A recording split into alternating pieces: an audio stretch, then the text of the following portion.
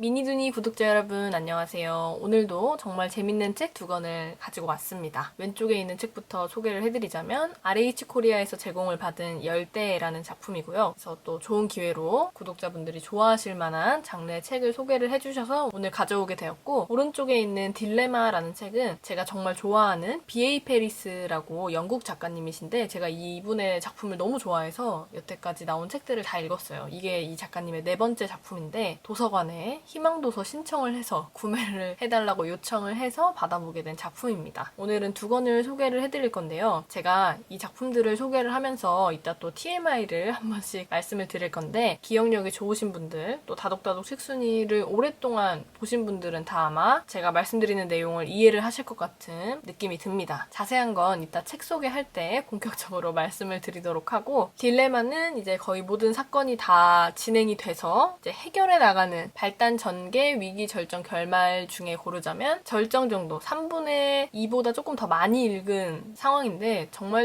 너무 재밌고 가볍게 읽기 좋은 작품이었고요. 열대는 제가 아직 반도 다 못 읽었어요. 제공을 받고 소개를 해드려야겠다 해서 지금 열심히 읽고 있는 상태인데 두 권 모두 정말 재밌습니다. 지금 딱 재밌는 책을 찾고 계신 분들이라면 이런 작품 읽으시고, 북태기를 겪고 계신 분들도 제가 또 재밌게 집중해서 읽을 수 있을 것 같아서 오늘 추천을 해드릴게요. 오늘의 다독다독 책순이 지금 바로 시작합니다. 오늘의 다독다독 책순위 첫 번째로 소개해드릴 작품은 모리미 도미히코 작가의 열대입니다. 이 책은 RH 코리아에서 제공을 받아서 소개를 하게 된 작품인데, 출판사에서 책을 제공을 해주시면 저도 이제 어떤 작품인지 한번 찾아보고, 또 출판사 쪽에서 보내주신 자료를 보면서 이 작품은 내가 재밌게 잘 소개를 할 수 있을 것 같다, 또 구독자분들께서 좋아하실 것 같다, 그런 걸 확인을 한 후에 이제 제공을 받겠다고 말씀을 드리는 편인데, 줄거리가 너무 재밌는 거예요. 읽어봤는데. 그래서 이 책은 아마 제공받는 게 좋겠다 하고 또 이제 작가님에 대해서 알아보다가 제가 흠칫 놀랐습니다. 작가님의 이름이 되게 익숙해서 이 작가님의 작품이 어떤 게 있었지 하고 생각을 해봤더니, 이전에 별로였던 책을 소개하는 콘텐츠가 있었는데 거기서 펭귄 하이웨이라고 어떤 걸 얘기하고 싶은지, 또 이게 무슨 내용인지, 왜 이런 책을 썼는지가 전혀 파악이 되지 않았던 그런 책이라고 좀 악평 아닌 악평을 남겼던 책이 있었는데, 펭귄 하이웨이의 작가님이시더라고요.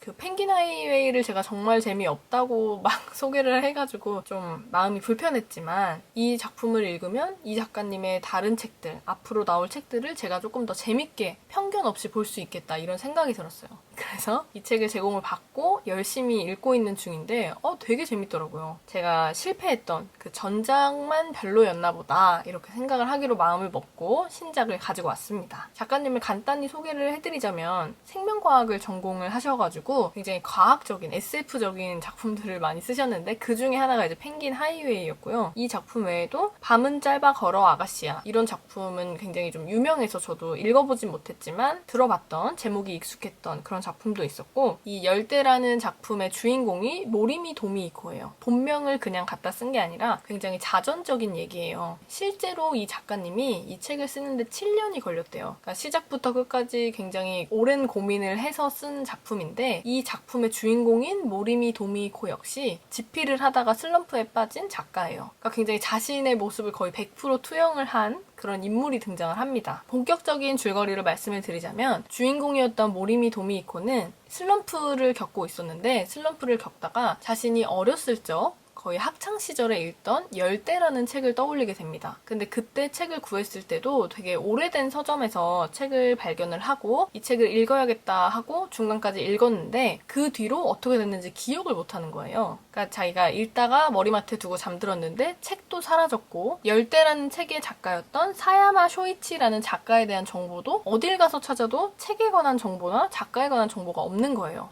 그러니까 이 책을 끝까지 읽지 못했는데 이 작품이 사라졌어요. 그렇게 시간이 많이 흘러서 본인이 작가가 되고 천일야화를 보게 되었고, 천일야화를 보다가 자신이 전에 읽었던, 완독을 하지 못했던 열대라는 작품을 떠올리게 된 거예요. 이 작품에서 천일야화가 좀 중요한 편이니까 조금 정리를 하고 넘어가자면, 천일야화 많이 들어보셨죠? 근데 저도 정확히는 알지 못해서 조금 더 제가 확실히 정리를 해봤는데, 샤리아라는 왕이 있었어요. 이 왕이 아내가 부정을 저질러서 그 충격에 매일 젊은 여자들을 방으로 끌어들이고 잠자리를 자리를 가진 다음에 그 다음날 아침에 여자를 죽이는 굉장히 잔인한 왕이었어요. 그 마을에 있던 세헤라자데라는 굉장히 총명한 여자가 이제 끌려가게 된 거예요. 근데 이 여자가 자신이 살아남기 위해서 이야기를 계속해서 지어내게 됩니다. 그래서 하루하루 버텼어요. 어떤 식으로 버텼냐면 재밌는 얘기를 하다가 제일 극적인 부분, 제일 자극적인 부분, 궁금한 부분 이런 데서 딱 끊어요. 그러면 이 왕은 얘기를 듣다가 그 얘기의 결말을 알아야 되는데 얘가 얘기를 안 해주고 끝나니까 그 다음날도 죽이질 못하는 거예요. 그렇게 해서 1001일 동안 얘기를 지어내게 됩니다. 이 세헤라자데라는 여자가 1001일 동안 얘기를 했던 게 우리에게도 많이 알려진 얘기들이에요. 천일야와 아라비안 나이트라고도 불리기도 하는데 여기서 나왔던 얘기들이 신바트의 모험, 알라딘, 알리바바와 40인의 도적 이렇게 지금까지도 굉장히 유명한 많은 사랑을 받았던 작품들이 세헤라자데가 살아남기 위해서 계속해서 지어냈던 얘기 중에 일부였어요. 그러니까 천일야화를 전부 다 읽어보진 못했지만 이렇게 중간중간 우리에게 익숙한 얘기들이 많이 나온다고 해서 어떻게 보면 끝나지 않는 이야기라는 부분에서 아마 열대와 공통점을 찾고 연관성을 느끼지 않았나 싶었는데 이 열대라는 작품 역시 천일야화와 비슷한 컨셉이 많았어요. 천일야화에 대한 얘기는 여기까지 하고 열대라는 작품을 찾지 못한 모리미 도미히코는 어느 날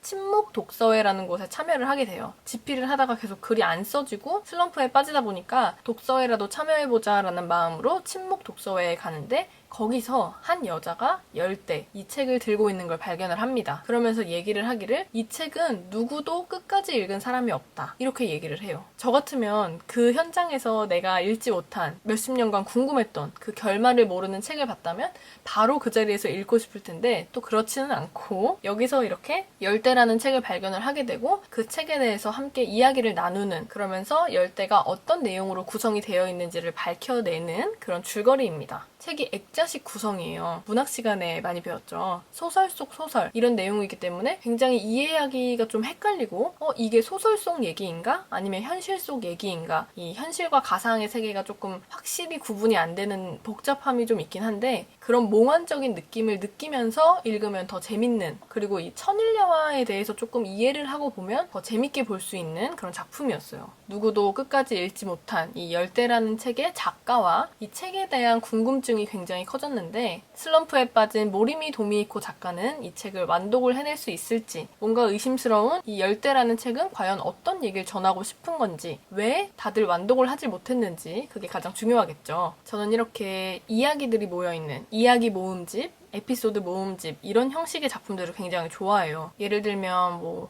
범죄 사건 관련해서는 한 인물이 등장해서 큰 사건 하나를 다루는 것도 물론 재밌지만 여러 사건들, 작은 사건들을 하나하나 해결해 나가는 그런 작품들을 굉장히 좋아하거든요. 근데 이 작품 역시 그렇게 작은 이야기 모음집 간단하게 좀 먼저 말씀을 드리면 열대라는 책에는 한 남자가 주인공으로 등장을 하는데 그 사람이 갑자기 로빈슨 크루소의 작품에서처럼 표류를 하고 보물섬의 작품처럼 신바트라는 선장을 만나기도 하고 해저 이만리에 나왔던 노틸러스호를 만나기도 하면서 이렇게 우리에게 익숙한 작품들을 찾아보는 재미가 또 있을 법한 그런 작품이었습니다. 오늘의 첫 번째 책 모리미 도미히코의 몽환적인 작품 열대였습니다.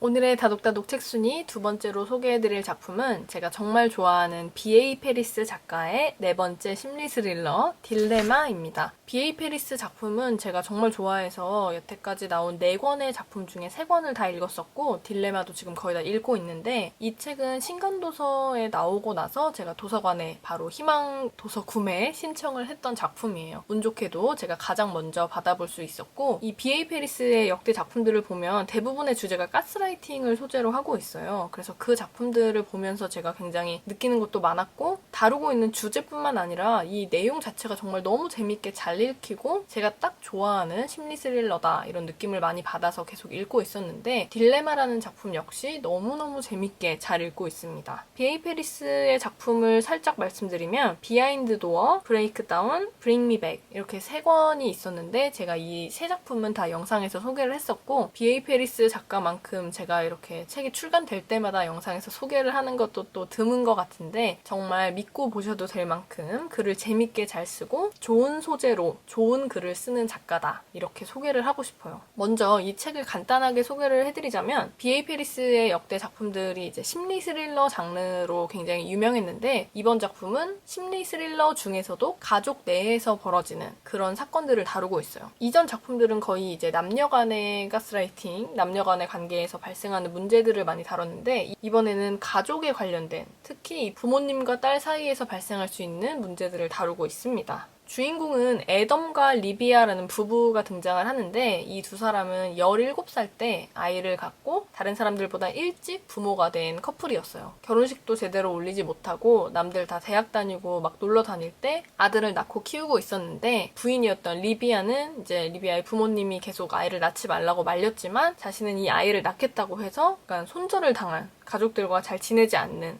20년이 더 지난 지금에서도 부모님과 연을 끊고 지내는 사이였어요. 그러다가 이제 둘째 딸 마니가 태어나서 내 가족이 화목하게 잘 지내고 있었는데 이야기가 진행되는 시점은 리비아가 40살 생일을 맞이하는 시점이에요. 사실 이 부부가 결혼식도 올리지 않고 아이들을 다 키워놓고 나서 본격적으로 자신들이 하고 싶었던 일을 하고 있었어요. 남편인 애덤은 이제서야 목공예가가 되어서 활동을 열심히 하고 있었고 부모님이 더 아쉬워하고 속상했던 게 리비아는 굉장히 공부도 잘했기 때문에 법대 진학을 희망을 하고 있어서 탄탄한 앞길을 걸을 수 있었던 딸이었는데 갑자기 아이를 갖고 결혼을 하게 되면서 이제 마음이 아프지만 손절을 하게 된 거죠. 그 충격으로. 그래서 리비아는 아이들을 다 키워놓고 이제서야 변호사 시험을 준비를 하고 합격을 한 상태였어요. 20살이 넘은 아이들은 첫째 아들은 이제 공부를 하고 있고 둘째 딸은 홍콩에서 유학을 하고 있었는데 리비아의 40살 생일을 맞이해서 생일 파티를 이제 준비를 하던 와중에 사건이 발생합니다. 리비아의 생일 파티 때 뭐 가족들, 친구들, 심지어 직장 동료까지 초대를 해서 굉장히 성대한 파티를 열었어요. 이것도 좀 낯선 풍경이긴 하지만 40살을 기념으로 그렇게 큰 파티를 준비를 하고 있었는데 아들은 참석이 가능했지만 홍콩에 있던 마니는 참석이 어려웠어요. 영상통화로라도 축하를 해야겠다 이렇게 생각을 하고 있었는데 이 애덤이 리비아를 깜짝 놀래켜주기 위해서 홍콩으로 비행기 표를 보냅니다. 엄마 몰래 엄마 생일 파티에 서프라이즈로 네가 등장을 하면 좋겠다. 그래서 이 마니는 애덤과 마니가 이제 몰래 서프라이즈를 준비를 하면서 홍콩에서 이집트를 경유하고 영국으로 넘어올 수 있는 티켓을 선물을 하게 된 거예요. 그래서 마니도 이제 계속 연기를 해요. 엄마 너무 보고 싶고 엄마 생일에 가고 싶지만 못 가게 된 게 정말 미안하고 속상하다 이렇게 얘기를 하는데 또 이상하게 리비아는 마니가 생일 파티에 못 오는 걸 안심해하는 듯한 그런 말을 합니다. 굳이 올 필요 없이 그냥 홍콩에 있어라 라고 얘기를 하는데 마니는 오히려 그게 서운한 거예요. 엄마는 내가 안 보고 싶은가? 나는 집에 너무 가고 싶은데 집에 가서 가족들이랑 시간을 보내고 싶은데 왜 엄마는 자꾸 나를 오지 말라고 하지? 이렇게 약간 서로 오해가 생기는 상황이었어요. 그렇게 서프라이즈가 준비되던 찰나에 정말 큰 사건이 발생을 합니다. 40살의 생일 파티, 주인공은 리비아지만 깜짝 등장을 할 예정이었던 마니가 타고 있던 비행기가 추락하는 사건이 발생을 해요.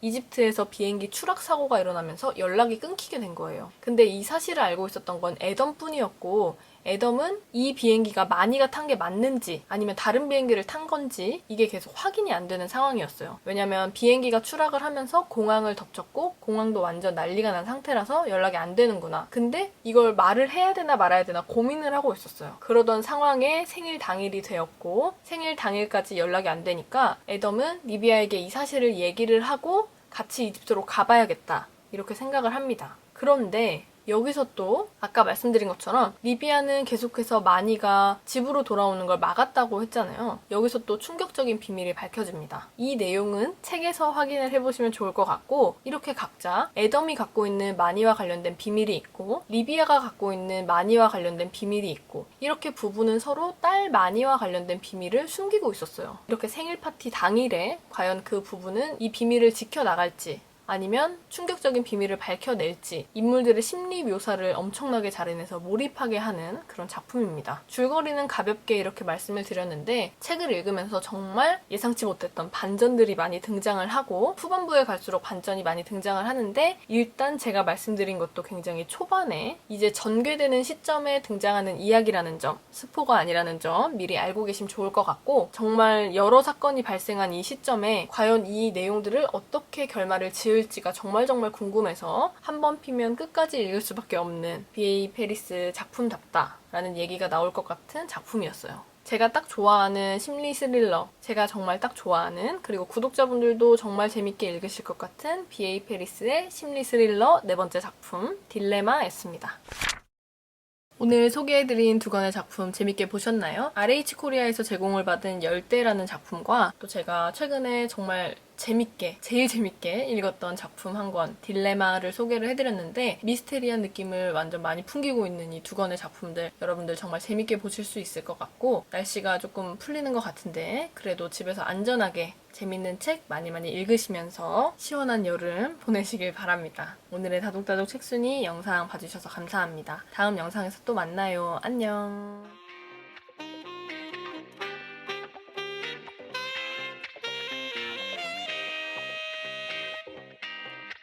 Enchanté.